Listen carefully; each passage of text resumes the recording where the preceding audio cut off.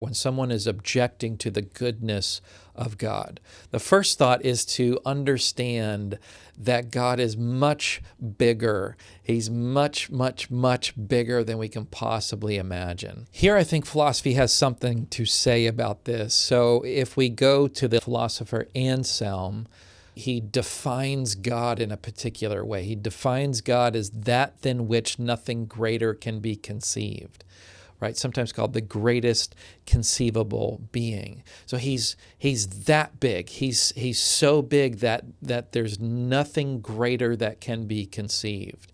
Now, I think this is one of the most important philosophical concepts in the history of philosophy, actually.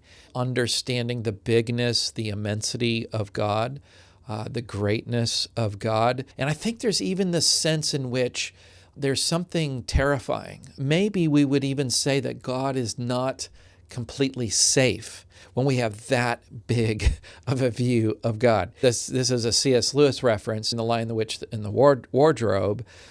Susan expresses concerns about meeting Aslan because Aslan is a lion. And so she asks, is Aslan safe? Is it safe to be around a lion here?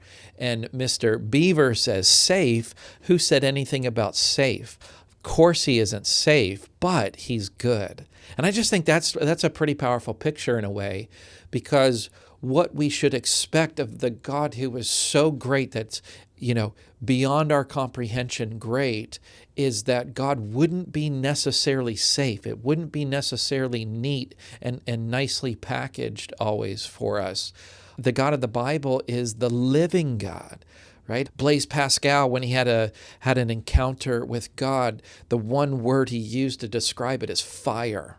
This is the living God. This is the God who is the greatest conceivable being. He's not the 7-Eleven God, right? He's not the Sky Daddy God, but he's also not the malevolent bully God. He's bigger than that. He's untamable. He's uncontrollable in this sense. But here's the thing, he's good. Why? Again, Anselm would say, because that's part of what it is to be that than which nothing greater can be conceived.